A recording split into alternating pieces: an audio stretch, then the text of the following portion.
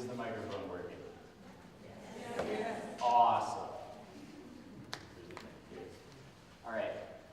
So as you can probably tell by the large PowerPoint slide, this was supposed to be a presentation about the 3 mistakes that STEM majors make. But I realized, like, right before the competition was due, and I didn't have time to change it, these are actually just the mistakes that I made. So hopefully these should still be relevant to you if you are a STEM major or not. These are 3 mistakes that I think people tend to make in education in general, but hopefully you won't make all 3. That would really be terrible. So you're probably thinking, who is this person up here? Why do they make so many mistakes? First, goodness, I wish these are the only 3 mistakes I had ever made. But second, as we said, my name's Seckin. I'm an undergraduate student here, 3rd year, studying Spanish, math, computer science, and linguistics, with a minor in not ever having any free time. When I get home at night, I have like 15 minutes, so I just watch one of those like Rip Vine compilations on YouTube. I'm pretty sure my IQ's dropped by a solid like 15 points since last semester, but we're still kicking.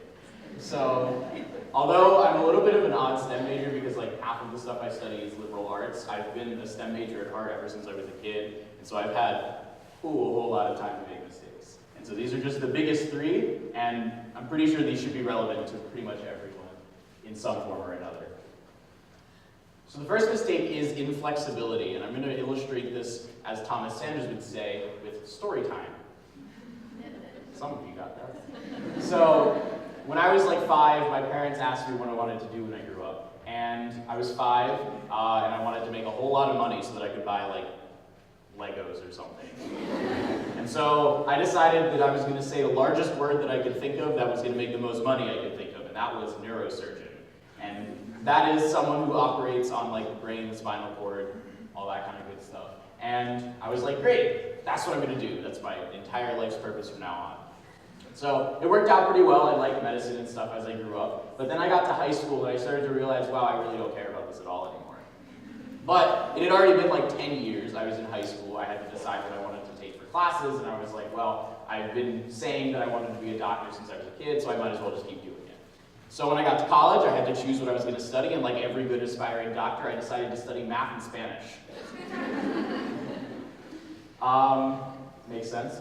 But after about a year of that, I realized, yeah, I have no interest in this at all anymore. I'm going to do something completely different within science. And it took like a whole year and a half and like half a nervous breakdown later, but I finally changed my path, and luckily I didn't even have to change what I was studying because I wasn't studying medicine in the first place. And now I'm doing computational linguistics. And that's kind of what all of my majors wrap up to be, and it's kind of like if you think about Siri and Cortana and that kind of stuff, it's the way that computers and language interact together, and so that's kind of what I'm studying now. And it's been a year, and I am so much happier this way. But what that story is meant to illustrate is that don't be afraid to like change your career paths as you get older. Y'all are in like middle and high school, I've been told. Good age to be at, because this is going to be one of the most dynamic times of your life. Your interests are going to be all over the place. You're going to change what you like. You're going to change what you want to do, and that's totally okay. There's nothing wrong with you if you just like change interests entirely within the course of a year. Because goodness knows I did that. And your interests are allowed to change as you grow. So I think the biggest mistake that STEM majors make is they think, well, I've been working towards this for 5 years now, and I'm 17, so I have my whole life planned out ahead of me already, and there's no way I can possibly change what my interests are, because I already told everyone I wanted to be a horse doctor. Like, now I gotta be a horse doctor. No, maybe you want to be like a fish doctor. That's awesome. Let your interests change as you grow, and please do not be afraid to evolve as you yourself as a person evolve. Mistake numero dos, because I gotta work that Spanish major in somehow, is people pleasing. And people pleasing, I'm going to illustrate again with kind of a story. So ever since I was a kid, I've kind of wanted to make people around me proud. You know, as you're a kid, you're growing up, I'm the oldest child, and I'm like, all right, I gotta do cool stuff like this. And so both my parents integrated here. They've been pretty strict on me, and I thought, all right, so going into STEM, I gotta do the most amazing job, I gotta get the most amazing grades, and I gotta do everything specifically so that my parents think I'm a good child, and also because all my friends at school think I'm gonna cure cancer, so like I gotta do that now. That's what my senior quote was all about. So I kind of spent a lot of my time thinking, how is what I'm gonna do going to make people around me happy? And that's honestly not the way that STEM majors, or any of you, should be thinking about it. And I think this point is specifically relevant, especially for like women going into STEM, because goodness, there are a whole lot of ridiculous expectations of things that people have for women in general, but especially like your peers, your coworkers, your superiors. If a woman goes into STEM, they have so much more to face with the way that people view them and the way that people want them to exist within STEM. So you have to always remember, you're doing this for you. This is like your life, these are your challenges, these are your successes, and what people around you think shouldn't dictate all of the things that you want to do. And so don't let others dictate your STEM choices. Don't do things specifically because you want to make XYZ person proud, whether it's your parents, your friends, society, your neighbor, your cat. Do things because you want to do them. And if you're happy doing what you want to do, other people are going to be happy. When I told my parents I didn't want to be a doctor anymore, I thought there was going to be a whole conniption, but I explained to them that I wanted to break Siri, and they were like, oh, I love Siri, it's great. But it ended up working out in the end. And make the decisions that are going to make you the happiest. Because STEM is so broad, there's so many different things you can choose to do, and honestly, like, if you're spending all of your time just trying to make people around you happy and forgetting to make yourself happy, that's no way to be a good STEM major. So do what's going to make you the happiest, and everyone around you will be happy seeing that you're satisfied. And I ran out of words, so this one's all just pictures. And so mistake number 3 is exclusivity. And I think this is like the #1 mistake that I see STEM majors make, honestly, which is why I filled it up with pictures. And so exclusivity is this idea that because you're studying this, you can only do stuff that deals with what you're studying. So when I was in middle and high school, I tried to only join science clubs. And I love science, so it worked out. I joined like the math team, and I did science fair. And then when I got to high school, we didn't have any of those clubs anymore, so I just sat at home and played Minecraft all day. I figured, we don't have a math club, I like math, guess my life's over.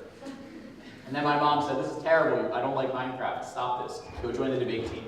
And I did, and it's been 6 years, and now I'm the president of Penn State's debate team, and a national champion public speaker. So it's probably unfair that I entered the speaking competition.